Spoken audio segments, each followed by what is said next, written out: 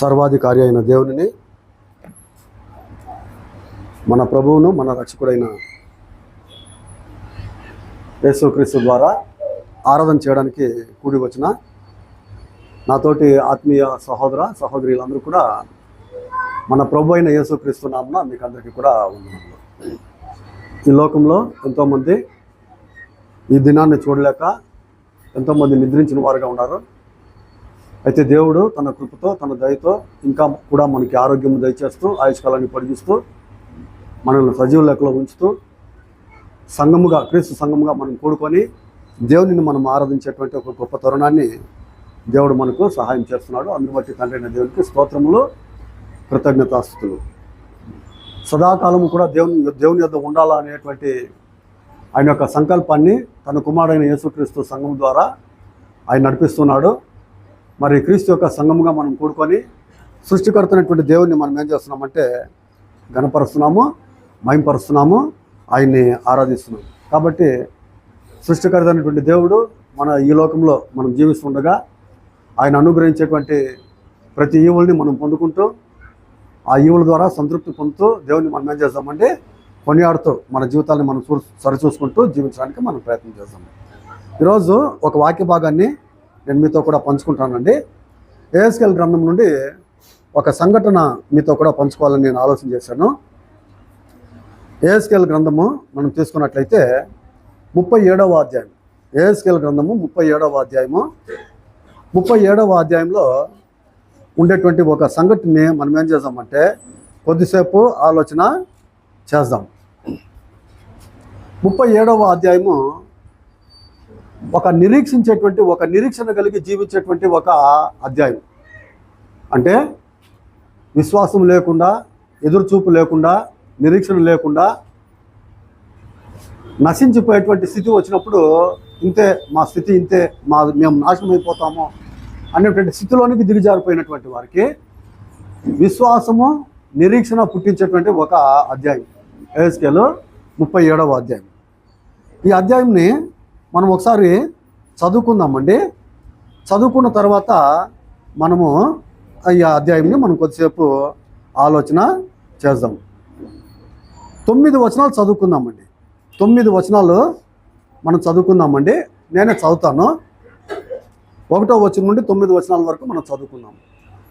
యెహోవా హస్తము నా మీదికి వచ్చెను, నేను ఆత్మవశుడై ఉండగా యెహోవా నన్ను తోడుకొని పోయి ఎముకలతో నిండి ఉన్న ఒక లోయలో నన్ను దింపెను.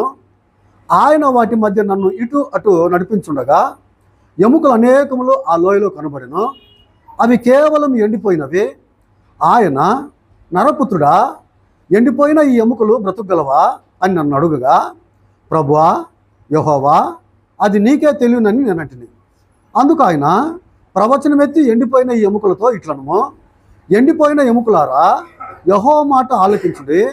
ఈ ఎముకలకు ప్రభు అయిన యెహోవా సెలవిచ్చినదేమనగా, మీరు బ్రతుకున్నట్లు నేను మీలోనికి జీవాత్మను రప్పించున్నాను. చర్మము కప్పి మీకు నరములు ఇచ్చి మీ మీద మాంసమును పొదిగి చర్మం మీ మీద కప్పెదను. మీలో జీవాత్మనుంచగా మీరు బ్రతుకుదురు. అప్పుడు నేను యెహోవానై ఉన్నానని మీరు తెలుసుకుందరు.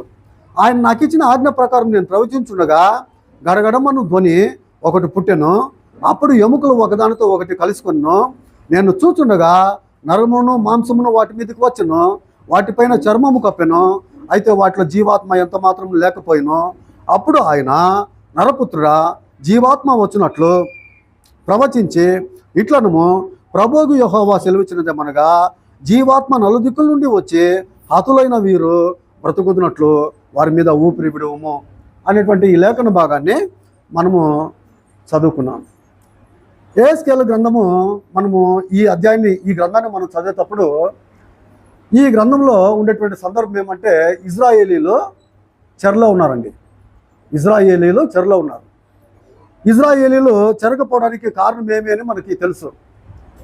ఇజ్రాయేలీలో 12 మంది గోత్రికులు. 12 మంది గోత్రికుల్లో సొలొమోను యొక్క కాలమున దేవుడు ఆజ్ఞాపించాడు, నీ కుమారుడైన రెహబాము కాలంలో నేను రాజ్యాన్ని విభాగం చేస్తాను, మీరు చేసినటువంటి పాపాల నిమిత్తం అని అన్నాడు. రెహబాము కాలంలో రాజ్యము విభాగము అయింది. 1 10 గోత్రాలు, 2 గోత్రాలు 1 కదా. 10 గోత్రాల వైపు ఉండేటువంటి వారు ముందుగా అష్షూరు దేశానికి చెరగా వెళ్ళారు. 2 గోత్రాల వాళ్ళు కూడా ఏం చేశారంటే బబులోను చెరకు ఏం చేశారు, వెళ్ళారు. కాబట్టి ఈ గ్రంథాన్ని, ఈ వాక్య భాగాన్ని మనం చదివేటప్పుడు వీరెక్కడున్నారు అనేటువంటిది మనం గమనిస్తే, యెహెజ్కేలు గ్రంథము 1వ అధ్యాయం మనం తీసుకున్నట్లయితే, యెహెజ్కేలు గ్రంథము 1వ అధ్యాయం మనం తీసుకుందామండి. 1వ వచనం మనం చదివేటప్పుడు ఇలాగుంది: 35వ సంవత్సరం 4వ నెల 5వ దినమున నేను, అంటే యెహెజ్కేలు, కెబారు నది ప్రదేశంలో చెరలోని వారి మధ్య కాపురం ఉంటుంది. కెబారు నది అనేటువంటి ఒక ప్రదేశంలో యెహెజ్కేలు ఏం చేస్తున్నాడంటే ప్రవచిస్తూ ఉన్నాడు. ఈ గ్రంథం యొక్క ఉద్దేశము ఏమి అంటే, వాగ్దానం చేశాడు దేవుడు. ఏమని? ఇర్మియా చేత, యెషయా చేత వాగ్దానం చేశాడు దేవుడు. ఏమని వాగ్దానం చేశాడంటే, నేను మిమ్మల్ని చెరకు పంపిస్తాను, ఎందుకంటే మీరు పాపం చేస్తున్నారు, అత్యధికమైన పాపాలు చేశారు. 10 గోత్రములను ఎలాగైతే అష్షూరుని పంపించానో అలాగే మిమ్మల్ని కూడా ఏం చేస్తానో చెరకు పంపిస్తానని చెప్పేసి ఏం చేశాడంటే దేవుడు చెప్పాడు ముందుగానే. ఆ చెప్పిన ప్రకారంగానే వారు పాపాలు చేశారు కాబట్టి వీరిని ఏం చేశాడంటే, బబులోను అధినేత నెబుకద్నెజర్ ఏం చేశాడు, ఈ 2 గోత్రాలను కూడా తీసుకొని వెళ్ళాడు. వెళ్ళిన తర్వాత వీరు ఎక్కడున్నారంటే కేబారు నది ప్రాంతంలో ఇజ్రాయేల్ జనులు ఉన్నారు. అంటే కేబారు నది ప్రాంతంలో ఉండేటప్పుడు వీరికి ఒక అవగాహన లేదు, వీరికి ఒక ఆలోచన లేదు. ఏమంటే వాగ్దానం చేసినటువంటి దేవుడు నమ్మదగిన వాడు అనేటువంటి దాన్ని ఎప్పుడు కూడా ఏం చేయాలంటే నమ్మాలా. ఏం చేయాలండి? వాగ్దానం చేసిన దేవుడు నమ్మదగిన వాడు అనేటువంటి దాన్ని ఏం చేయాలంటే నమ్మాలా. వీరికి దేవుడు ముందుగానే వాగ్దానం చేశాడు. యెషయా ద్వారా వాగ్దానం చేశాడు, ఇర్మియా ద్వారా వాగ్దానం చేశాడు. ఏమని? 70 సంవత్సరములు అయిన తర్వాత నేను మరలా మిమ్మల్ని ఏం చేస్తానంటే విడిపిస్తాను, మిమ్మల్ని మరలా మీరున్న దేశమునకు నేను రప్పిస్తానని వాగ్దానం చేశాడు. అంటే ఇజ్రాయేలుకి ఏం లేదు అంటే, ఇజ్రాయేలుకు వాగ్దానం చేసినటువంటి దేవుడి మీద నమ్మకం లేదు. ఆయన చేయబోతాడు, మమ్మల్ని తర్వాత ఏం చేస్తాడు, మరలా విడిపిస్తాడు, మమ్మల్ని విడిపించి మరలా మా దేశమునకు పంపిస్తాడు అనేటువంటి విశ్వాసము, నిరీక్షణ లేదు. మేము వెళ్తాము, మమ్మల్ని విడిపిస్తాడు దేవుడు అనేటువంటి విశ్వాసము, నిరీక్షణ వారికి లేదు. కాబట్టి వారు ఏమనుకుంటున్నారంటే, మా గతి అయిపోయింది, మేము ఎలాగున్నామో ముగిసిపోయాము, అంటే మా స్థితి అంతే, మేము మరలా పునరుద్ధరణ కాలేము, మరలా మేము ఆ దేశంలోనికి వెళ్ళలేము అని వారి యొక్క విశ్వాసము, వారు నిరీక్షణ లేకోకుండా ఏం చేస్తున్నారంటే క్షీణించిపోయేటువంటి స్థితిలో వారు ఉన్నారు. ఎలాగున్నారు అని మనం గమనిస్తే, ఇదంతా కూడా ఒక దృష్టాంతముగా, ఒక ఉపమానము రీతిగా దేవుడు ఏం చేస్తున్నాడంటే వారికి చూపిస్తున్నాడు. ఒకసారి మనము ఈ గ్రంథంలో ఈ 37వ అధ్యాయం చదువుకున్న ప్రకారంగా వారి స్థితి ఎలాగుంది అని మనం గమనించినట్లయితే, వారి స్థితి ఎండిపోయిన ఎముకల వలె వారి యొక్క స్థితి ఉంది. ఎండిపోయిన ఎముకల వలె వారి యొక్క స్థితి ఉంది. అంటే వారు ఏమనుకుంటున్నారంటే, ప్రాణం లేదు, శరీరం లేదు, ప్రాణం లేదు, ఆ ప్రాణానికి జీవాత్మ లేదు, అంటే ఆ శరీరానికి అనేటువంటి ఆలోచనలో వారు ఉన్నారు. అంటే మేము చనిపోయాము, మా గత్యంతరం అంతే, మేము మరలా మా దేశమునకు వెళ్ళిపోము అనేటువంటి ఒక అనాలోచనతో, అవిశ్వాసంతో, నిరీక్షణ లేని వారుగా వారు ఉన్నారు. అప్పుడు దేవుడు ఏం చేస్తున్నాడంటే, వాగ్దానం చేసినటువంటి దేవుడు నమ్మదగిన వాడు కాబట్టి ఆయన వాగ్దానం చేసిన తర్వాత దాన్ని చెప్పిన ప్రకారంగా నెరవేర్చేటువంటి వాడు అనేటువంటి దాన్ని ఆయన ఇజ్రాయేలుకు రుజువు చేస్తున్నాడు. మీరేం చేయండి? విశ్వాసం ఉంచండి, నేను చెప్పిన మాట మీద నిరీక్షణ ఉంచండి, నేను మరలా వాగ్దానం చేసిన ప్రకారంగానే, ప్రవక్తలతో వాగ్దానం చేసిన ప్రకారంగానే మిమ్మల్ని మరలా ఏం చేస్తాను, నేను చెప్పిన స్థలానికి, మీరున్న స్థలానికి మరలా తీసుకొని వెళ్తాను అని ఒక ఎగ్జాంపుల్గా ఈ కార్యక్రమాన్ని చేసి చూపిస్తున్నాడు. 37వ అధ్యాయము 1వ వచనం మనం గమనించినట్లయితే, యెహోవా హస్తము నా మీదికి వచ్చెను, నేను ఆత్మవశుడై ఉండగా యెహోవా నన్ను తోడుకొని పోయి ఎముకలతో నిండి ఉన్న ఒక లోయలో నన్ను దింపెను. ఎలాంటి ఒక దృశ్యం అండి ఇది? ఎముకలతో నిండినటువంటి ఒక స్థలానికి యెహెజ్కేలు ఏం చేస్తాడంటే దేవుడు తీసుకొని పోయి దింపుతున్నాడు. ఆయన వాటి మధ్య నన్ను ఇటు అటు నడిపించుండగా ఎముకలు అనేకములు ఆ లోయలో కనబడిను, అవి కేవలము ఎండిపోయినటువంటివి. ఎలాంటి ఒక స్థలం అండి? మనుషులు చనిపోయి ఎముకలు అయిపోయినారు. ఎముకలు అయిపోయినటువంటి ఆ స్థలము ఒక లోయలోనికి యెహెజ్కేలు తీసుకొని పోయి ఆయన ఆ స్థలాన్ని చూపిస్తూ ఏం చేస్తున్నాడు, ఆ స్థలంలో చూసినప్పుడు ఆ ఎముకలన్నీ కూడా ఎలాంటివంటే ఎండిపోయినటువంటి ఎముకలను చూస్తున్నాడు. 3వ వచనం మనం గమనిస్తే, ఆయన నరపుత్రుడా, ఎండిపోయిన ఈ ఎముకలు బ్రతకగలవా అని ప్రశ్నిస్తున్నాడు. ఎవరిని? యెహెజ్కేలుని. ఏమని ప్రశ్నిస్తున్నాడంటే, ఎండిపోయిన ఈ ఎముకలు బ్రతకగలవా అని అంటున్నాడు. ఏస్కేల్కి పేరు ఏమంటున్నాడు అంటే ఏస్కేల్ గ్రంథంలోనే ఎక్కువగా మనం చూస్తాము ప్రవక్తని నరపుత్రుడు అనేటువంటి మాట కదా. మనిషి దేవునికి నరులకు మధ్యవర్తిగా పనిచేస్తున్నప్పటికీ మనిషేనండి. దేవుడు దేవుడే. ఎందుకంటే దేవుడు అందరికీ కూడా ప్రాణము, ఊపిరి కదా, జీవును అన్నిటిని ఇచ్చి నడిపించేవాడు కదా. మనిషి ఏం చేసేవాడు అంటే కేవలము నాసికములో అంటే ముక్కులో శ్వాస ఉండేటువంటి వాడు. ముక్కులో ఉండేటువంటి శ్వాస, నాసిక రంధ్రంలో ఉండేటువంటి శ్వాస నిలబడిపోతే మనిషి ఏం చేస్తాడండి? చనిపోతాడు. అందుకనే గ్రంథం ఏమంటుందంటే మానవుడు నాసిక రంధ్రంలో శ్వాస కలిగినటువంటి వాడు, వాడిని ఎంత మాత్రం ఏం చేయదు, లెక్క చేయొద్దు అని దేవుని యొక్క గ్రంథము తెలియజేస్తుంది. ఒకసారి ఇట్లా పెట్టుకొని మనము యెషయా గ్రంథం మనం తీసుకుందామండి. యెషయా గ్రంథం మనం తీసుకున్నట్లయితే అధ్యాయము 2వ అధ్యాయం మనం తీసుకుందాం. యెషయా గ్రంథము 2వ అధ్యాయం మనం తీసుకున్నట్లయితే 22వ వచనం మనం చదివితే ఎంత గొప్ప వ్యక్తి అయినా, రాజు కానీ, గొప్ప వ్యక్తి కానీ, ఎంత మహా వ్యక్తి అయినా కానీ, ఎంత జ్ఞాని అయినా కానీ, ఆ వ్యక్తి యొక్క నాసిక రంధ్రంలో శ్వాస ఉంది. ఆ వ్యక్తి ఎలాంటి వాడండి? ఎన్నికకు రానివాడు. ఇలాగుంది, తన నాసిక రంధ్రములలో ప్రాణము కలిగిన నరుని లక్ష్య పెట్టకము, వాని ఏ విషయంలో ఎన్నిక చేయవచ్చును. నరుడు ఎలాంటి వాడండి? నాసిక రంధ్రంలో శ్వాస కలిగినటువంటి వాడు. ఆ ఊపిరి నిలబడిపోతే మనిషి ఏం చేస్తాడండి? కింద రాలిపోతాడు కదా. కాబట్టి ఏస్కేల్ని దేవుడు నరపుత్రుడు అనడానికి కారణం ఏమంటే దేవుడే దేవుడు, మిగతా వారందరూ కూడా ఎంత గొప్ప వ్యక్తులైనా కానీ, శరీరంతో ఉండేటువంటి వారందరూ కూడా, నాసిక రంధ్రంలో శ్వాస కలిగిన వారందరూ కూడా ఎలాంటి వారండి? మన్నే. వారు ఎలాంటి వారు? మంటివారే. కాబట్టి ఏస్కేల్ ఒక గొప్ప ప్రవక్త అయినప్పటికీ దేవుడు ఆయన ఎలాగా పిలుస్తున్నాడంటే నరపుత్రుడా అని పిలుస్తున్నాడు. ఏమని పిలుస్తున్నాడండి? నరపుత్రుడా అంటే సామాన్యమైనటువంటి ఒక మనిషే, కంటి కనబడుకోకుండా పోయేటువంటి వాడే మనిషి. 3వ వచనం, ఆయన నరపుత్రుడా ఎండిపోయిన ఎముకలు బ్రతకగలవా అని ప్రశ్నిస్తున్నాడు కదా. ఎండిపోయిన ఎముకలు బ్రతుకుతాయా అనేటువంటిది ఎవరికి తెలుసు అండి? ఒక దేవుడికే తెలుసు. కానీ ప్రశ్నిస్తున్నాడు, ఎండిపోయిన ఎముకలు బ్రతకగలవా అనేటువంటి ప్రశ్న వేస్తున్నాడు. నరుడు చేత ఏమి చేయడానికి సాధ్యమో కాదండి. అవునా కాదా? మనిషి ఎన్నికకు రానివాడు. ఏమైనా చేయగలడు అంటే దేవుడు సహాయం ఇస్తేనే చేయగలడు. దేవుడు సహాయము ఇస్తే మాత్రమే ఆ దేవుని యొక్క సహాయం పొందుకొని ఏమైనా చేయగలడే. కానీ సొంతంగా ఏమి నరుడు ఏం చేయలేడు, చేయడానికి ఆ వ్యక్తికి సాధ్యమో కాదు. దేవుడు ఎలాంటి వాడండి? దేవుడు ఎలాంటి వాడు? ఏమీ లేని దాంట్లో నుండి కలుగునుగా కానీ ఏం చేసేవాడండి? కలుగు చేసేటువంటి వాడు కదా. శూన్యంలో ఏం చేసేవాడండి అంటే ఏమీ లేని శూన్యంలో ఆయన ఏమైనా ఏం చేసేవాడు? కలుగు చేసేవాడు. కాబట్టి బైబిల్ గ్రంథం ఏమంటుందంటే దేవునికి అసాధ్యమైనది ఏది కూడా లేదు, సమస్తమును సాధ్యమే అని. కాబట్టి దేవునికి సాధ్యము. కానీ దేవుడు ఆయన ఏం చేస్తున్నాడంటే ప్రశ్నిస్తున్నాడు, ఈ ఎండిపోయినటువంటి ఎముకలు ఏం చేయగలవా, అవి బ్రతుకగలవా అని ప్రశ్నిస్తూ ఉన్నాడు. ఆయన మనిషి కాబట్టి 3వ వచనం బి భాగంలో ఏమంటున్నాడంటే దేవుడితో, ప్రభువా యెహోవా అది నీకే తెలియను అని నేను సామాన్యమైనటువంటి మనిషి, సమస్తము ఎరిగిన వాడు నువ్వు, సమస్తము నువ్వు చేయగలవు, అది నీకే తెలియను అని ఏస్కేలు అంటున్నాడు. 4వ వచనం కూడా గమనిస్తాం. 37వ అధ్యాయము 4వ వచనం. అందుకు ఆయన ప్రవచనమెత్తి ఎండిపోయిన ఎముకలతో ఇట్లనము, ప్రవచనమెత్తి ఎండిపోయిన ఎముకలతో ఇలాగ మాట్లాడాలంట. ఏమని? ఎండిపోయిన ఎముకలారా యెహోవా మాట ఆలకించుడి. ఎండిపోయిన ఎముకలతో ఏమంటారా?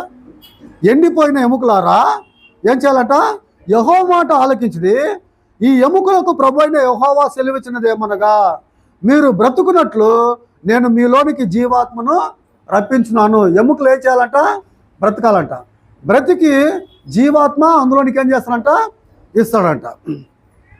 6వ వచనం కూడా మనం గమనించినట్లయితే, చర్మము కప్పి మీకు నరములు ఇచ్చి మీ మీద మాంసం పొదిగి చర్మం మీ మీద కప్పెదను, మీలో జీవాత్మను ఉంచగా మీరు బ్రతుకుదురు, అప్పుడు నేను యెహోవానై ఉన్నానని మీరు తెలుసుకొందురు. ఎముకలు ఏమవుతాయంటండి? ఈ వచన భాగం ప్రకారంగా ఆ ఎముకలకి చర్మము, ఆ ఎముకలకి నరము, ఆ ఎముకలకి మాంసము పొదిగిన తర్వాత అవి జీవాత్మను పొందుకొని ఏం చేస్తాయంట? బ్రతుకుతాయంట. ఏవి? ఆ ఎండిపోయినటువంటి ఎముకలు, ఆ లోయలో ఉండేటువంటి ఎముకలు. దేవుడు యెహెజ్కేలుకి దృష్టాన్ని ఎందుకు చూపిస్తున్నాడు అంటే, ఇజ్రాయెల్ యొక్క పరిస్థితి అలాగుంది. వారు ఏమనుకుంటున్నారంటే, ఎండిపోయిన ఎముకల్లాగా, అంటే మా ప్రాణం పోయింది, మేము ఇంకా ముగిసిపోయింది మా కథ, మేము బ్రతకలేము అనేటువంటి విధానంతో వారు ఉండిపోయిన వారుగా ఉన్నారు. 37వ అధ్యాయం మనం తీసుకున్నట్లయితే 11వ వచనం మనం గమనిస్తే ఇలాగుంది. 37వ అధ్యాయం 11వ వచనము, అప్పుడు ఆయన నాతో ఇట్లను, నరపుత్రుడా, ఈ ఎముకలు ఇజ్రాయిల్ అందరినీ సూచించున్నవి. ఎముకలు లాంటి పరిస్థితి ఎవరిదండి? ఎముకల లాంటి స్థితి ఇజ్రాయిల్ది. వారు ఎలాగున్నారంటే నిరీక్షణ లేని వారుగా, విశ్వాసం లేని వారుగా పడిపోయాము. అంటే ఎండిన ఎముకల వల్ల మా పరిస్థితి అయిపోయింది, మమ్మల్ని బ్రతికించేవారు ఎవరు కూడా లేరు అనేటువంటి స్థితిలో వారు ఉన్నారు. ఇర్మియా ద్వారా, యెషయా ద్వారా, ప్రవక్త ద్వారా దేవుడు ఏమని చెప్పాడండి? 70 సంవత్సరాలు అయిన తర్వాత నేను మరలా ఏం చేస్తాను? విడిపిస్తాను. వాగ్దానం చేసినటువంటి దేవుని మీద ఏం చేయాలండి? నమ్మకం ఉంచాలా. మా పితరులతో, మా ప్రవక్తలతో చెప్పినటువంటి దేవుడు మమ్మల్ని ఏం చేస్తాడు? విడిపిస్తాడు అనేటువంటి విశ్వాసము వారికి అవసరము. విశ్వాసం లేకోకుండా, నిరీక్షణ లేకోకుండా మా పరిస్థితి ముగిసిపోయింది, మేము బ్రతకలేము అనేటువంటి స్థితిలో వారు ఉండిపోయిన వారుగా ఉన్నారు. ఎముకలు ఎవరిని సూచిస్తున్నాయంటే? ఇజ్రాయెల్ను సూచిస్తున్నాయి. అంటే వారి పరిస్థితి అలాగుంది, ఇజ్రాయెల్ను సూచిస్తుంది. అలాగైతే ఈ ఎండిపోయినటువంటి ఎముకల్లాగా ఉండేటువంటి ఇజ్రాయెల్ మరలా పునరుద్ధరణ పొందుకుంటారా? మరలా ఈ దేశాన్ని విడిచిపెట్టి తమ దేశానికి వెళతారా? మరలా బ్రతుకుతారా? మరలా తమ దేవుని ఆరాధన చేస్తారా? మరలా తమ కార్యక్రమాలు నడిపిస్తారా అంటే నడిపిస్తారు. ఎందుకంటే దేవుడు మాట ఇచ్చిన తర్వాత ఆయన ఏం చేస్తారండి? చేయబోతాడు. ఈ లోకంలో మనం చూస్తున్నాము. ఈ అధ్యాయము మనకేమవుతుందంటే ఆధారంగా ఉంటుంది. ఈ అధ్యాయము, ఈ సందర్భం మనకి ఏమైందంటే ఆధారంగా ఉంది. ఇదే స్థితి మనకు కూడా కలిగేటువంటి పరిస్థితులు ఉన్నాయి ఈ లోకంలో. కానీ మనం ఏం చేయాలండి? వాగ్దానం చేసినటువంటి దేవుడు నమ్మదగిన వాడు అనేటువంటి విశ్వాసము, విధేయత మనకి అవసరము. 37వ అధ్యాయం మనం తీసుకున్నట్లయితే 6వ వచనం మనం గమనించినట్లయితే 6వ వచనంలో, చర్మము కప్పి మీకు నరములు ఇచ్చి మీ మీద మాంసం పొదిగి చర్మం మీ మీద కప్పెదను, మీలో జీవాత్మను ఉంచుతాను అని అన్నాడు కదా. అలాగైతే అలాగ జరిగిందా అని మనం గమనిస్తే యెహెజ్కేలు చూసేటువంటి ఆ ఎముకలు ఏమయ్యాయండి? దేవుడు చెప్పిన ప్రకారంగా ఆ ఎముకలు అలాగే ఏం చేశాయండి? ప్రాణము పోసుకున్నాయి. అవునా? చర్మము పొదిగింది, మాంసము ఆ ఎముకల మీద వచ్చింది, ప్రాణం వచ్చింది, జీవాత్మ కూడా పొందుకున్నదిగా ఉంది అనేదాన్ని మనం గమనిస్తాం. 37వ అధ్యాయం మనం తీసుకున్నట్లయితే 7వ వచనంలో ఇలాగుంది, ఆయన నాకు ఇచ్చిన ఆజ్ఞ ప్రకారం నేను ప్రవచించుండగా గడగడమను ధ్వని ఒకటి పుట్టెను, అప్పుడు ఎముకలు ఒకదానితో ఒకటి కలిసికొనెను.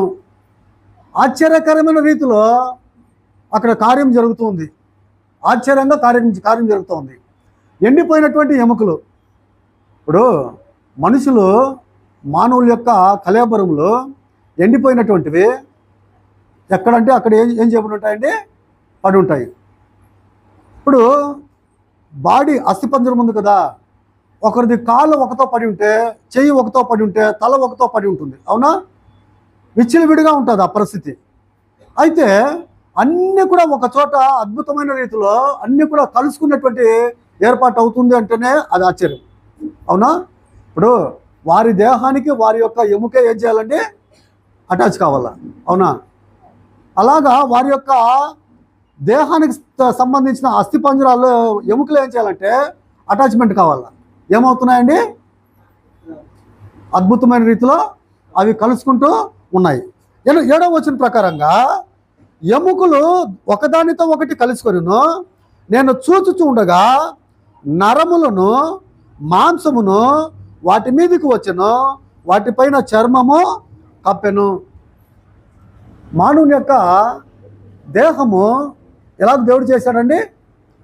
ఈ లోయలో యెహెజ్కేలు చూసేటువంటి దృశ్యం ఎలాగుందంటే, ముందు ఎముకలను చూస్తున్నాడు. ఎముకలకు ఏం కావాలా? మానవుని ఎలాగ నిర్మించాడు దేవుడు? మానవుని ఎలాగ నిర్మించాడండి? మానవుని ఎలాగ నిర్మించాడు అనేటువంటిది గ్రంథం తెలియజేస్తూ ఉంది.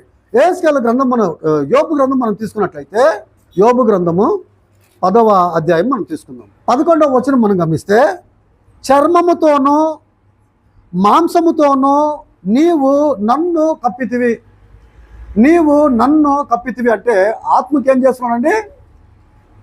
ఆత్మకి ఏం చేస్తున్నాడండి దేవుడు? తల్లి గర్భంలో చేసిన పని అది దేవుడు, అవునా? చర్మముతోనూ మాంసముతోనూ నీవు నన్ను కప్పితివి, ఎముకలతోనూ నరములతోనూ నన్ను అంటే ఆత్మకి సంధి చేసితివి, అవునా? ముందుగా మనల్ని దేవుడు మన స్వరూపమందు మన పోలిక చొప్పున నరులను చేద్దామన్నాడండి, అవునా? మన స్వరూపమందు మన పోలిక చొప్పున చేద్దామన్నప్పుడు దేవుడు ఏమై ఉన్నాడు? ఆత్మస్వరూపి కదా. అప్పుడు ఆత్మకి దేవుడు ఏమి ఇస్తున్నాడు? ఒక మంటి ఘటమును ఇస్తున్నాడు. ఆదికాండము 2వ అధ్యాయం 7వ వచనం ప్రకారంగా, మరియు దేవుడైన యెహోవా నేల మట్టితో నరుని నిర్మించి వాని నాసికారంధ్రంలో జీవవాయువును ఊదగా నరుడు జీవించే ఆత్మ అయినాడు. అంటే ఆత్మకు గుడారము దేవుడు ఎలా చేశాడండి? ముందు ఎముక, అవునా, తర్వాత నరములు, తర్వాత మాంసము, తర్వాత ఏం చేశాడండి? చర్మాన్ని ఇచ్చి, ఆ తర్వాత ఒక రూపం అయిన తర్వాత అందులో ప్రాణం ఇచ్చి ఏం చేశాడండి? మానవుణ్ణి బ్రతికిస్తున్నాడు దేవుడు. 139వ కీర్తన కూడా మనం ఒకసారి తీసుకున్నట్లయితే 16వ వచనం మనం గమనిస్తే, నేను పిండమునై ఉండగా నీ కన్నులు నన్ను చూచెను, నియమింపబడిన దినములలో ఒకటైనా కాకమునిపే నా దినములన్నీ నీ గ్రంథంలో లిఖితంలో అయిన అనుంది కదా. అంటే ఒక్కొక్క అవయవము తల్లి గర్భంలో కదా తయారయ్యేటప్పుడు దేవుడు వాటిని ఏం చేస్తున్నాడు? లెక్కకి తీసుకుంటున్నాడు. అయితే తల్లి గర్భంలో బిడ్డ తయారయ్యేటప్పుడు ఆ అవయవాలన్నీ కూడా కలుగు చేసింది ఎవరేనంటే దేవుడే. 13వ వచనంలో ఉంది కదా, నా అంతరేంద్రియములో నీవే కలుగు చేసితివి, నా తల్లి గర్భమందు నన్ను నిర్మించిన వాడువు నీవే. ఎలా నిర్మించాడండి?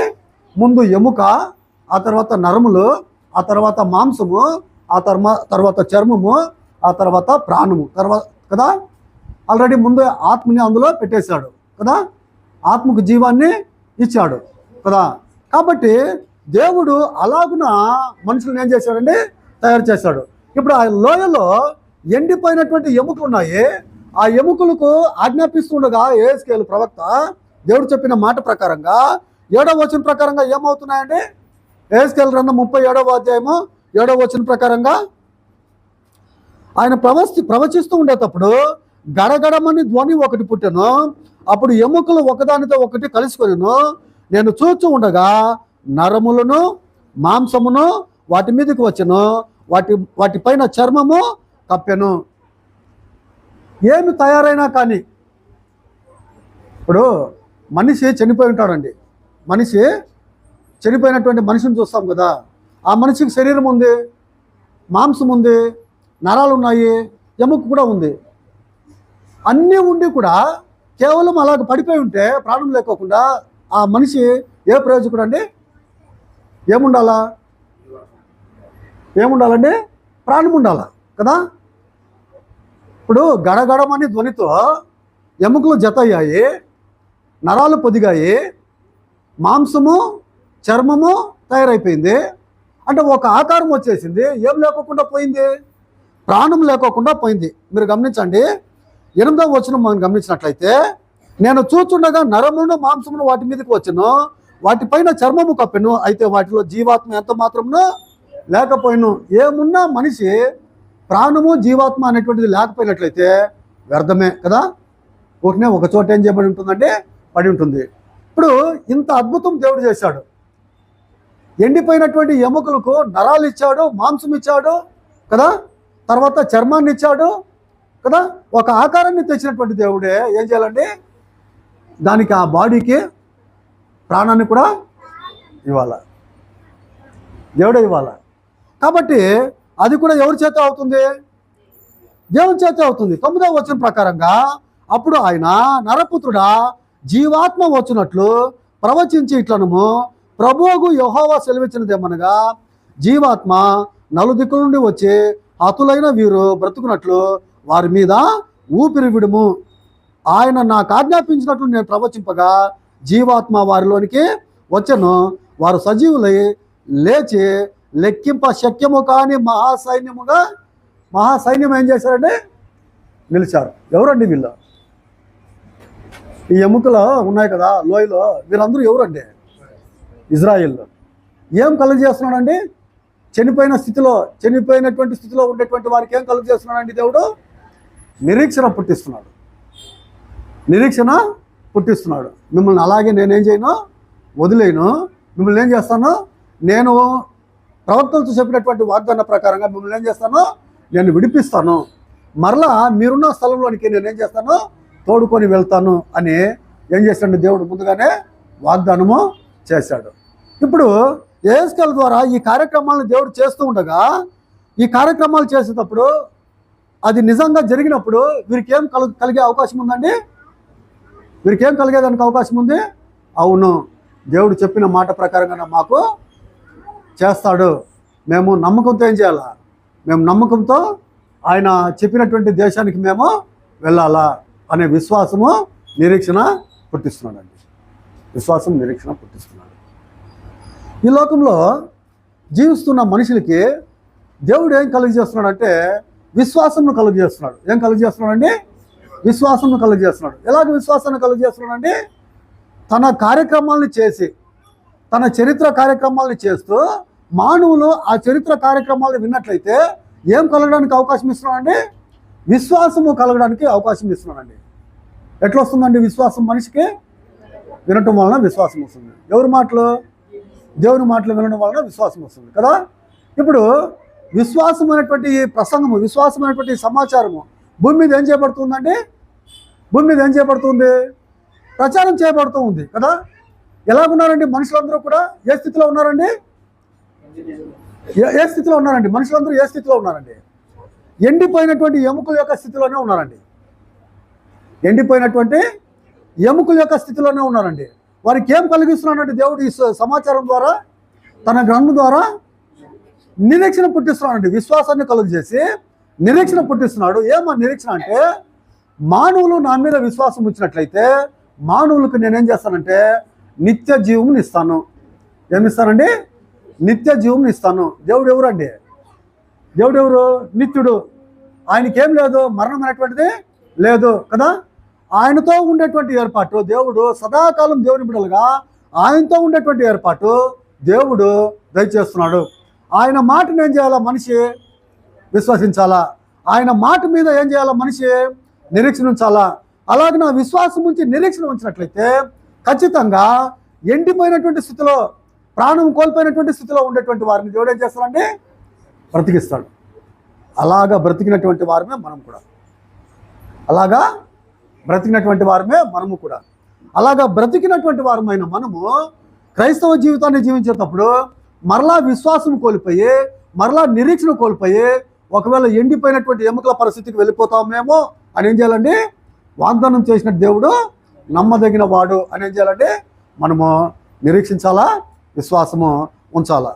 యోహాను రాసిన మొదటి పత్రిక మనం తీసుకున్నట్లయితే దేవుడు వాగ్దానం చేశాడు.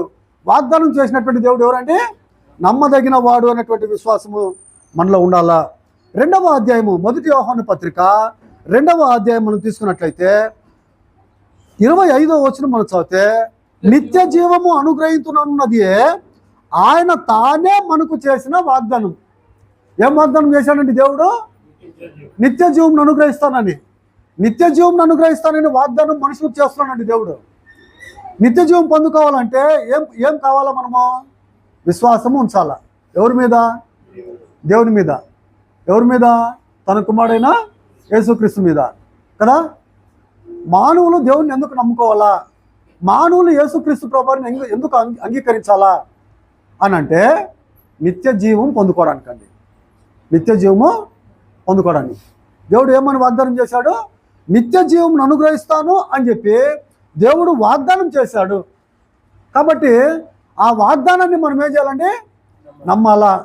ఇజ్రాయిల్ దేవుని వాగ్దానం మీద నమ్మకం లేకోకుండా ఎండిపోయిన ఎముకల వల్లే వారు ఏం చేయబడినారండి? కేదారు నది దగ్గర బబులోను సామ్రాజ్యంలో వారు ఎండిపోయిన ఎముకల వల్లే పరిస్థితి వారికి ఉంది. అయితే దేవుడు ఏం చేస్తున్నాడంటే వారికి మరలా విశ్వాసము, వారికి మరలా నిరీక్షణ కలుగజేస్తున్నాడు. మన పరిస్థితి కూడా ఈ లోకంలో అలాంటిది ఉన్నప్పుడు మనం ఏం చేయాలంటే వాగ్దానం చేసిన దేవుడు నమ్మదగిన వాడు, ఆయన చెప్పిన మాట ప్రకారంగా మనకి చేస్తాడనేటువంటి విశ్వాసము నిరీక్షణ కలిగి ఈ లోకంలో జీవిస్తున్నాము. మనం ఏం చేయాలంటే దేవుని మీద భయము భక్తి కలిగి మనల్ని మనం సరి చేసుకుంటూ ఇంకొకరిని కూడా ఈ మార్గంలో నడిపించి వారు మనమందరం కూడా ఎక్కడ ఉండాలంటే దేవుని యొక్క రాజ్యంలో నిత్యము కూడా ఆయన బిడ్డలుగా ఉండాలని దేవుడు ఏం చేస్తున్నాడండి మనకి సదవకాశం ఇచ్చి నడిపిస్తున్నాడు. వాగ్దానం చేసిన దేవుడు నమ్మదగిన వాడు అనేటువంటి విశ్వాసము నిరీక్షణ మనం కలిగి ఉండాలా. దేవుని యొక్క వాక్యం తెలియజేస్తూ ఉంది కదా. అప్పుడు మనం ఏం చేయాల్సిన అవసరం ఉంది? ఎలాగ నమ్మాలా దేవుడిని? ఎందుకు మనుషులు నమ్మాలా దేవుడిని? యోహాను సువార్త 17వ అధ్యాయం 3వ వచనం ప్రకారంగా ఎలాగ నమ్మాలంటండి? అదిగో అద్వితీయ సత్య దేవుడు అయిన నిన్నును నీవు పంపిన యేసుక్రీస్తును ఎరుగుటయే నిత్య జీవము. నిత్య జీవము ఒక వ్యక్తి పొందాలంటే దేవుడు ఏ మార్గాన్ని ఏర్పాటు చేశాడండి? అద్వితీయ సత్య దేవుడు అయిన నీవు పంపిన యేసుక్రీస్తును నేను తెలుసుకునేదే నిత్య జీవం అని ఒక వ్యక్తి ఏం చేయాలా? నమ్మాలా. నమ్మి ఆ విశ్వాసము ఆ నిరీక్షణ కలిగి ఏం చేయాలంటే నీ పరుగుని పరిగెత్తుకుంటూ వెళ్ళాలా. విశ్వాసం యొక్క పరుగుని ముందు కొనసాగిస్తూ పోవాలా. దేవుడు ఉన్నాడు, దేవుడు పంపిన తన కుమారుడు ఉన్నాడు, దేవుడిని తన కుమారుని నేనేం చేస్తాను? విశ్వసిస్తానని ఏం చేయాలంటే నమ్మి ఆ నిత్య జీవం పొందాలా. అలాగ నిత్య జీవం పొందుకోవాలని దేవుడు ఏం చేశారండి? వాగ్దానం చేసిన వాడుగా ఉన్నాడు. మొదటి యోహాను పత్రిక మనం తీసుకున్నట్లయితే యోహాను రాసిన మొదటి పత్రిక అధ్యాయము 5వ అధ్యాయం మనం తీసుకున్నట్లయితే 13వ వచనం మనం చదివితే దేవుని కుమారుని నామమందు విశ్వాసం ఉంచి మీరు నిత్య జీవము గల వారిని తెలుసుకున్నట్లు నేను ఈ సంగతులను మీకు రాయిచున్నాను. దేవుని కుమారుని నామమందు విశ్వాసం ఉంచేవాడు ఏం చేస్తాడంటే నిత్య జీవాన్ని పొందుకుంటాడు. దేవుణ్ణి అద్వితీయుడుగా దేవుని కుమారుడిగా మనం ఏం చేయాలంటే అంగీకరించి ఆ విశ్వాసము ఆ నిరీక్షణ కలిగి ఈ భూమి మీద జీవించినట్లయితే మనం నిత్య జీవమును పొందుకుంటాము. యోహాను మొదటి పత్రిక 4వ అధ్యాయము 14వ వచనం మనం గమనిస్తే మరియు తండ్రి తన కుమారుని అదిగో లోకరక్షకుడిగా ఉండుటకు పంపి ఉన్నట్టు మేము చూచి సాక్ష్యం ఇచ్చున్నాము. యేసు దేవుని కుమారుని ఎవడు ఒప్పుకున్నా వానిలో దేవుడు నిలిచున్నాడు, వాడు దేవుని యందు ఉన్నాడు. యేసు దేవుని కుమారుని ఎవరైతే అంగీకరిస్తారో ఒప్పుకుంటారో దేవుడు వానిలో ఉంటాడు కదా, వాడు కూడా దేవునిలో ఉంటాడు. నిత్య జీవం పొందుకోవాలంటే ఏం చేయాలండి? దేవునిని ఆయన పంపిన తన కుమారుని ఏం చేయాలా? నమ్మాలా. ఒకప్పుడు మనకు నిరీక్షణ ఉందా అండి? ఒకప్పుడు మనకు విశ్వాసం ఉండిందా అండి? ఒకప్పుడు నిరీక్షణ లేదు, ఒకప్పుడు విశ్వాసం కూడా లేదు. అయితే దేవుడు ఏం చేశారండి? తాను ప్రేమించిన తన కుమారుని భూమి మీదకి పంపించి ఆయన్ని అంగీకరించి ఆయన మీద విశ్వాసం ఉంచి ఆయన వాగ్దానం చేసినటువంటి నిత్య జీవాన్ని మనం పొందుకునే భాగ్యము దేవుడు దయచేస్తున్నాడు కదా. దాన్ని మనం ఏం చేయాలండి? దాన్ని మనం కాపాడుకోవడానికి మనం ప్రయత్నము చేయాలా. లోకంలో ఒకప్పుడు విశ్వాసం లేకోకుండా నిరీక్షణ లేకోకుండా ఒకప్పుడు ఉంటుంది, కానీ విశ్వాసంలోనికి నిరీక్షణలోనికి దేవుడు మనం ఏం చేశాడు? నడిపించాడు. ఎఫెసీ పత్రిక 2వ అధ్యాయము 11వ వచనం మనం గమనించినట్లయితే ఇలాగుంది. కాబట్టి మునుపు శరీర విషయంలో అన్యజనులు ఉండి శరీరమందు చేత్తో చేయబడిన సున్నతి గలవారు అనబడిన వారి చేత సున్నతి లేనివారు అనబడిన మీరు ఆ కాలమందు, ఏ కాలమందు? క్రైస్తులుగా కాక మునుపు ఆ కాలమందు ఇజ్రాయేలుతో సహపౌరులు కాక పరదేశులను, వాగ్దాన నిబంధనలు లేని పరజనులను, నిరీక్షణ లేని వారును, లోకమందు దేవుడు లేని వారిని ఉండి క్రీస్తుకు దూరస్తులై ఉంటారని మీరు జ్ఞాపకము చేసుకోనండి. ఒకప్పుడు ఏముంది లేదండి, మనకి విశ్వాసం లేదు. ఒకప్పుడు నిరీక్షణ, ఇప్పుడు ఏముందండి? విశ్వాసము నిరీక్షణ. అవునా? ఒకప్పుడు లేకోకుండా ఉన్నప్పుడు ఇప్పుడు మనం పొందుకున్నాం కదా, దాన్ని మనం గట్టిగా ఏం చేయాలండి? చేపట్టుకోవాలి. గట్టిగా మనం ఆ విశ్వాసంను ఆ నిరీక్షణ ఏం చేయాలా? గట్టిగా చేపట్టుకోవాలి. ఎప్పటి వరకు చేపట్టుకోవాలండి? ఎప్పటి వరకు? మన జీవితాల్లో ఏమైనా జరగచ్చు, ఎన్నో జరుగుతూ ఉంటాయి కదా. ఏమొచ్చినా కూడా ఏమి విడకూడదండి. ఇజ్రాయిల్లో చెరకు వెళ్ళారండి, ఎండిపోయినటువంటి ఎముకల్లాగా అయిపోయారండి. వాళ్ళ స్థితి అలాగా అయిపోయింది, ముగిసిపోయింది అనుకున్నారు. అవునా? దేవుడు మరలా ఏం చేస్తున్నాడండి? నేను వాగ్దానం చేశాను, నా వాగ్దానం మీద మీరేం చేయలేదు, విశ్వాసం ఉంచలేదు, మరలా మీకేం చేస్తాను, నిరీక్షణ కలుగు చేస్తాను అని ఒక దృష్టాంతంగా వారి కళ్ళు ముందు ఏం చేశారండి, ఒక దృశ్యాన్ని ఏర్పాటు చేసి దాన్ని కనుపరిచాడు కదా. మీరేం చేయండి, నమ్మండి, నిరీక్షించండి, మీరు ఇలాగే లేస్తారు, మీరు ఇలాగే వెళ్ళిపోతారని కనుపరిచాడు కదా. ఇప్పుడు మన జీవితంలో మనకు ఎన్నో రకాలైనటువంటివి మనకి ఈ లోకంలో సంభవించేటప్పుడు నువ్వు నేనేం చేయకూడదండి, ఏం చేయకూడదు, అయిపోయింది కథ, ముగిసిపోయింది, ఇంకా నేను ముందుకి సాగును అనేటువంటి స్థితి మనం చేసుకోకూడదండి. ఏం చేయాలండి, వాగ్దానం చేసినటువంటి ఆయన ఎవరండి, నమ్మదగిన వాడు. ఆయన వాగ్దానం చేశాడు, నేను నీకు నిత్య జీవము ఇస్తాను. ఏమిచ్చి నిత్య జీవం పొందుకోవాలంటే మనము ఏమిస్తే నిత్య జీవం పొందుకుంటామండి, ఏమిస్తే నిత్య జీవం పొందుకుంటాము, మన ఎత్తుకు మనం డబ్బు ఇస్తే ఇస్తాడా నిత్య జీవము, ఇస్తాడమ్మా, లేకపోతే మన రక్తము మన ప్రాణం అంతా పెడితే ఇస్తాడా నిత్య జీవము. నువ్వు నేను చేసే పని ఏమండి, వాగ్దానం చేసిన దేవుడు నమ్మదగిన వాడు, మాట తప్పని దేవుడు. మాట తప్పని దేవుడు మనల్ని రక్షించి మనల్ని తన సన్నిధిలో ఏం చేస్తాడు, నిలబెడతాడు అనేటువంటి ఒక విశ్వాసంతో నిరీక్షణతో మనం ఏం చేయాలంటే జీవించాలి. ఏదొచ్చినా కూడా మనం ఏం చేసుకోకూడదండి, ఏదొచ్చినా కూడా మన యొక్క విశ్వాసాన్ని ఏం చేసుకోకూడదు, సన్నగిలింపు చేసుకోకూడదు.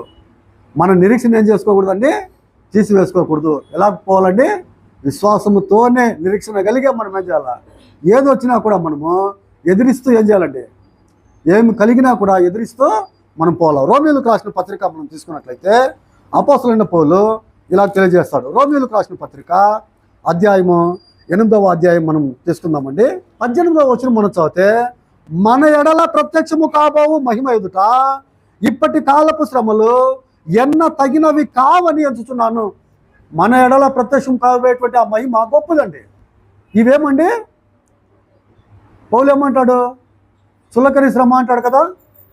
4వ అధ్యాయము 14, 16, 17 వచనంలో ఏమంటాడండి, కావున మేము అధైర్యపడము కదా, మా బాహ్య పురుషుడు కృషిస్తున్నా కూడా మా ఆంతర్య పురుషుడు దినదినము నూతన పరచపరుచున్నాడని. అయితే ఆ శ్రమలు, ఆయనకు వచ్చే శ్రమలు ఏమన్నాడు, చులకని శ్రమ అంటాడు కదా. ఈ లోకంలో మనం ఏం చేయాలండి, మన యొక్క విశ్వాసాన్ని వదలకూడదు, మన నిరీక్షణని వదలకూడదు. ఆ ధైర్యంతో మనం ఏం చేయాలంటే ముందుకి పరిగెత్తాల. వాగ్దానం చేసిన దేవుడు నమ్మదగిన వాడు. ఇజ్రాయిల్ లాగా మనం ఏం చేయకూడదండి, విశ్వాసం కోల్పోయి నిరీక్షణ లేకోకుండా మనం చనిపోయేటువంటి స్థితికి మనము పోకూడదు. వాగ్దానం చేసిన దేవుడు మనకి ప్రాణాన్ని ఇస్తాడు, మనకి ఆరోగ్యం ఇస్తాడు, మనకు ఆయుష్కాలాన్ని పొడిగిస్తాడు కదా. ఈ లోకంలో పక్షపాతం లేకోకుండా అందరికీ ఏ ఈవులు ఇస్తున్నాడో అదే ఈవులే మనకి ఇస్తాడు. కొన్నిటిని మనం బుద్ధివంతంతో సంపాదన చేసుకుంటాము, కొన్నిటిని మనం బుద్ధిహీనత బట్టి ఏం చేస్తామంటే పోగొట్టుకుంటాం. ఇదే మనం చేసే తప్పు. కాబట్టి ఏం వదలకూడదండి, మనము విశ్వాసం వదలకూడదు, నిరీక్షణ వదలకూడదు. చూద్దాం 8వ అధ్యాయం మనం తీసుకున్నట్లయితే 8వ అధ్యాయంలో మన పరిస్థితి ఇలాగుందండి.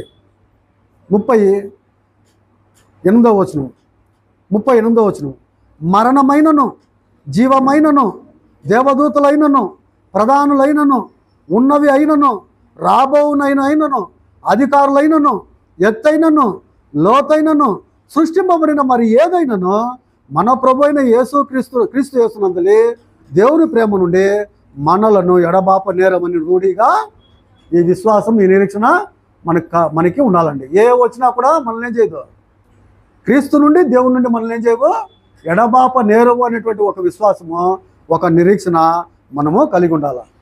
అవునా? ఎప్పటి వరకు అండి, ఎప్పటి వరకు అంటే మన ప్రాణం పోయేంత వరకు మనం ఆ విశ్వాసం, ఆ నిరీక్షణని మనం గట్టిగా ఏం చేయాలా, చేపట్టుకొని ఉండాలి. అయిపోయింది ముగిసిపోయింది అనేటువంటి స్థితి చేసుకోకూడదు. అయిపోయింది ముగిసిపోయింది అని చేసుకున్నట్లయితే ఎవరి యొక్క లెవెల్లో ఉంటామండి మనము, ఇజ్రాయిల్ యొక్క లెవెల్లో కదా. వారికి విశ్వాసం లేదు. అవునా? వారు ఏం చేస్తారు, ప్రవక్తలు చెప్పిన మాటల మీద ఏం చేయలేదండి, నమ్మకం ఉంచలేదు కదా. దేవుడు ఎప్పుడు కూడా ఏం చేస్తాడండి, తాను చేయబోయే కార్యక్రమాన్ని తన ప్రవక్తలకు చెప్పి ఏం చేస్తాడు, వారు చెప్తారండి కదా. కాబట్టి వాగ్దానం చేసిన దేవుడు నమ్మదగిన వాడు. ఏమి ఇస్తానని, నేను నిత్య జీవము ఇస్తానని. తీతు పత్రిక మనం తీసుకున్నట్లయితే అపోస్తలుడైన పౌలు తీతుకు పత్రిక రాస్తూ ఈ మాటని తెలియజేస్తాడండి. 1వ అధ్యాయం 4వ వచనంలో మూడో లైన్ మనం గమనిద్దామండి. మూడో లైను, 4వ లైను. ఆ నిత్య జీవమును అబద్ధమాడనేరని దేవుడు అనాది కాలమందే వాగ్దానము చేశాడంట. అనాది కాలమందే, సృష్టి మునిపే ఏం చేశాడండి దేవుడు? మనుషులకు నేనేం చేయాలా? నిత్య జీవం ఇస్తాను అని. జగత్తు పునాది వేయబడక మునిపే దేవుడు వాగ్దానం చేసి ప్రభువైన యేసుక్రీస్తు ద్వారా ఆ వాగ్దానాన్ని ఏం చేస్తున్నాడండి? నెరవేరుస్తున్నాడు. మరి క్రీస్తుని లేపినటువంటి దేవుడు ఒక రోజున మనల్ని ఏం చేస్తాడండి? లేపుతాడు. ఆయన మరణం నుండి లేపాడు కదా, అదేలాగానే మనం కూడా ఏం చేస్తామండి? లేస్తాము. ఎండిన ఎముకలు చూసినప్పుడు ఇశ్రాయేలు ఏం చేస్తారండి? మనం కూడా ఒక రోజు ఇలాగా బ్రతుకుతామని నిరీక్షించారు కదా, విశ్వాసంతో వచ్చారు కదా బయటికి. అలాగనే క్రీస్తుని లేపిన దేవుడు మనల్ని కూడా ఒక రోజు ఏం చేస్తాడు? మరణం నుండి లేపుతాడు అనేటువంటి విశ్వాసం ఎవరికి అవసరం అండి? మనకు అవసరం. అది ఎలాంటిదండి? అది ఎవరు కూడా ఇవ్వకోకుండా ఉండేటువంటి ఒక భాగ్యాన్ని దేవుడు ఇస్తాడండి. ఆ రోజు మనం ఏం చేస్తామండి? ఈ శరీరం ఉండదు, ఆ రోజు మనకి మహా ఆనందం. ఆ ఆనందాన్ని పొందుకోవడానికి, అది వివరించలేనటువంటి ఆనందము, ఆ ఆనందాన్ని పొందుకోవడానికి మనం విశ్వాసము నిరీక్షణ కలిగిన వారం ఏం చేస్తున్నామండి? జీవిస్తున్నాం. యెహెజ్కేలు గ్రంథము 37వ అధ్యాయము విశ్వాసము నిరీక్షణ పుట్టించేటువంటి ఒక పారాగ్రాఫ్ అండి. అది ఎవరికి? ముగిసిపోయింది అనుకునేటువంటి వారికి దేవుడు ఏం చేస్తున్నాడండి? మరలా పునరుద్ధరణ ఉంది అనేటువంటి భాగ్యాన్ని ఇస్తున్నాడు. ఈరోజు మనం కూడా ఈ లోకంలో జీవిస్తున్నాము. మనం కూడా స్వస్థ బుద్ధి, స్థిరమైనటువంటి బుద్ధి పెట్టుకొని ఏం చేయాలంటే విశ్వాసం వదులుకోకుండా నిరీక్షణ కలిగిన వారుగా మనం జీవించాలా. ఎప్పటి వరకు అండి? ఎప్పటి వరకు? వాగ్దానము పొందుకునేంత వరకు కదా. మరణం వరకు నమ్మకంగా ఉన్నట్లయితే నేను ఇస్తాను, జీవ కిరీటం ఇస్తాను అన్నాడు. ప్రకటన గ్రంథం మనం తీసుకున్నట్లయితే 7 సంఘాలకు రాశాడు కదా. 7 సంఘాలకి, ఎఫెసు, స్మరణ, తుయతైర, సార్దీసు, లవదోక్య, పెర్గమా అని ఒక 7 సంఘాలకు రాశాడు కదా.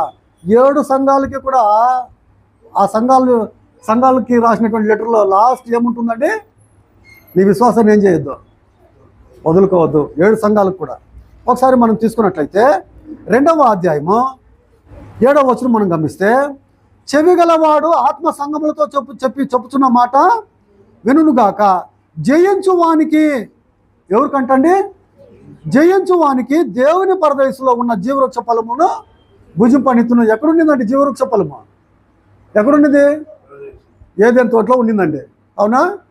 ఏం చేశాడండి? వాళ్ళని తొలివేసి దానికి కెరూబులు, ఖడ్గజ్వాలలు అన్నీ పెట్టాడు కదా దేవుడు. భూమి మీద చాలామంది ఏం చేశారట, దేవుడు దాన్ని జీవవృక్ష ఫలాన్ని ఏం చేశాడు? కాపలా పెట్టేశాడు. దాన్ని ఎలాగైనా ఏం చేద్దాము, పోయి వెతికి దాన్ని పట్టుకొని మనం చనిపోకుండా ఉండేటువంటి ఏర్పాటు చేస్తుందామని చాలామంది వెతికారంట. జియోగ్రఫికల్గా చాలామంది వెతికారంట. ఆ స్థలాన్ని చూసి ఆ జీవవృక్ష ఫలాన్ని ఏం చేద్దాము, తీసుకుందాము, తిందామని. అది ఇక్కడ లేదండి భూమి మీద. ఏం చేశాడంటే దేవుడు ఎక్కడ పెట్టేశాడు? పరలోకంలో కదా. ఇప్పుడు వారికి ఇస్తాడు. ఎవరికి? ఆ జీవవృక్ష ఫలం తినడానికి ఇస్తాడు. ఎవరికి? దేవుడిని, ఆయన కుమారుని నమ్మిన వారికి ఏం చేస్తాడంటే ఇస్తాడు. అది ఎలాగిస్తాడంటే తాము ప్రాణం ఉండేంత వరకు విశ్వాసంతో ఏం చేయాలా? జీవించాలా. 2వ అధ్యాయం 10వ వచనంలో ఇదిగో మీరు శోధింపబడినట్లు అపాధి మీలో కొందరిని చెరలో వేయబోచున్నాడు. 10 దినముల వరకు శ్రమ కలుగును, మరణం వరకు నమ్మకంగా ఉండము. ఎప్పటి వరకు నమ్మకంగా ఉండాలంటే మరణం వరకు నమ్మకంగా ఉన్నట్లయితే ఆ భాగ్యం నీకు దొరుకుతుంది. ఇది మీరు ప్రతి సంఘముని గురించి చదవండి. ఎఫెసు మొదలుకొని 7 సంఘాలు, ప్రతి సంఘానికి ఏమండి? నువ్వు ఆఖరి వరకు నమ్మకంగా ఉంటే నీకు భాగ్యము ఉంది. ఇంకొకటి చదువుదాం, అన్నీ వద్దు. 2వ అధ్యాయము, ఇది పెర్గమా సంఘానికి చెప్పేది. 17వ వచనం, సంఘములతో ఆత్మ చెప్పుచున్న మాట చెవిగలవాడు వినుగాక, జయించు వానికి మరుగయున్న మన్నాను భుజింపనిత్తును, మరియు అతనికి తెల్ల రాతినిత్తును. ఆ రాతి మీద చెక్కబడిన ఒక క్రొత్త పేరును ఉండును. పొందిన వానికే కానీ అది మరొకరికి. ఎవరికండి ఇది? విశ్వాసంతో నీ ముగింపు చేస్తే, విశ్వాసంతో నీ పరుగుని తుదముట్టిస్తే ఆ భాగ్యాన్ని నేను ఇస్తాను అంటున్నాడు. అవునా? అలాగైతే ఈ లోకంలో మనం జీవిస్తుండగా విశ్వాసం కలిగి, నిరీక్షణ కలిగి, వాగ్దానం చేసిన దేవుడు నమ్మదగిన వాడని ఏం చేయాలండి? మనం వెళ్ళాలా. మనకు వచ్చేటువంటి అభ్యంతరాలు కానీ ఆటంకాలను కానీ ఏం చేయకూడదండి, లెక్క చేయకూడదు. ఎప్పటి వరకు అంటే మనం దాన్ని పొందుకునేంత వరకు. పొందుకున్న తర్వాత మరలా విశ్వసించాల్సిన అవసరము లేదు, నిరీక్షించిన అవసరము. ఏది పొందుకున్న తర్వాత అండి, పరలోకాన్ని పొందుకున్న తర్వాత, పరలోక స్థలంలో చేరిన తర్వాత మరలా నువ్వు విశ్వాసం ఉంచాల్సిన అవసరము లేదు, నిరీక్షించిన అవసరము కూడా లేదు. రోమీయులకు రాసిన పత్రిక 8వ అధ్యాయం మనం తీసుకున్నట్లయితే 23వ వచనం మనం గమనిస్తే, రోమ పత్రిక 8వ అధ్యాయం 23వ వచనంలో, అంతేకాదు ఆత్మ యొక్క ప్రథమ ఫలము నొందిన మనము కూడా దత్తపుత్రత్వము కొరకు అనగా మన దేహం యొక్క విమోచనం కొరకు కనిపెట్టుచు మనలో మనము మూలుగుచున్నాము. 24 ఏలైనగా మనము నిరీక్షణ కలిగిన వారమై రక్షింపబడితిమి. నిరీక్షింపబడినది కనబడినప్పుడు నిరీక్షణతో పని ఉండదు. తాను చూస్తున్న దాని కొరకు ఎవడు నిరీక్షించును? మనము చూడని దాని కొరకు నిరీక్షించినడలా ఓపికతో దాని కొరకు. ఇది ఎవరికి లేకోకుండా పోయిందండి?